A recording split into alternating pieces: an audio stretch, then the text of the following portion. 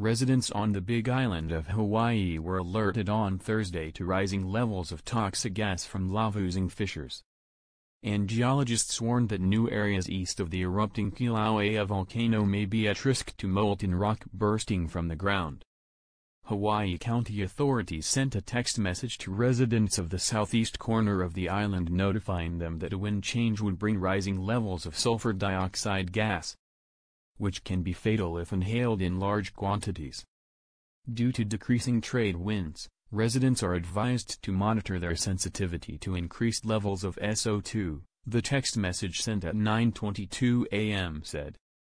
Hawaii's governor has warned that mass evacuations may be required as more fissures open in the ground and spew lava and gas into semi-rural residential areas on the east flank of Kilauea, one of the world's most active volcanoes. Authorities on Thursday completed the removal of highly flammable chemicals from a nearby geothermal power plant that was in the path of creeping lava. The latest upheaval at Kilauea began last week after the crater floor of a long-active side vent collapsed suddenly in a cloud of ash, triggering a similar plunge in the molten lake inside the larger crater at the volcano's summit. What followed was a flurry of earthquakes as huge volumes of magma, the term for lava beneath the surface, drained back through deep underground passages that carried the molten rock far downslope. The lava then forced its way back to the surface through large cracks, or fissures, that opened at ground level in a residential area miles, km, away. Ballistic blocks Geologists said Kilauea may be entering a new phase of explosive eruptions, not seen in nearly a century, that could hurl ballistic blocks weighing up to 12 tons for half a mile, 800 meters. And rain pebble-sized fragments for another mile or two, 1.8 to 3.2 kilometers. However, the immediate vicinity around the summit, an area controlled by the National Park Service, was to be closed to visitors indefinitely, starting on Thursday night. Such blasts would likely also eject plumes of volcanic ash that could be carried farther downwind into neighboring communities, creating a nuisance and potential respiratory irritant, but not a life-threatening hazard, officials said.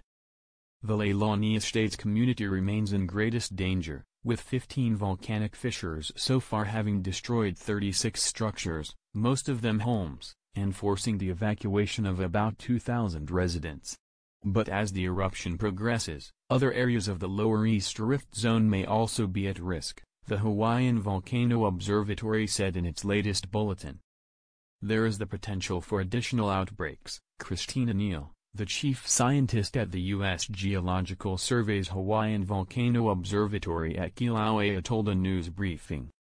There are other communities, other residential neighborhoods that could, depending on the evolution of activity, be in harm's way. Hawaii Governor David Ige has requested federal disaster assistance as he said a mass evacuation of the Lower Puna district, where Leilani Estates is located, would be beyond current county and state capabilities.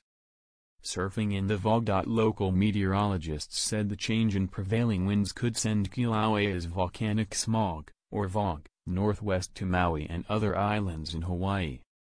Surfers bobbing in the ocean off Kona on the west side of the Big Island complained of the smog that could be seen in a haze over the coast. Does that hat protect against VOG? One surfer was heard quipping to another about the floppy sun hat he was wearing. In Pahoa, the nearest village to Kilauea, some schools remain closed after the area was hit by a 6.9 magnitude earthquake on Friday, the biggest since 1975. The closures have added to a sense of disarray and ramped up stress levels, said gallery owner Amadeo Markov, 49. It's like our version of a snow day, a lava day, joked Markov.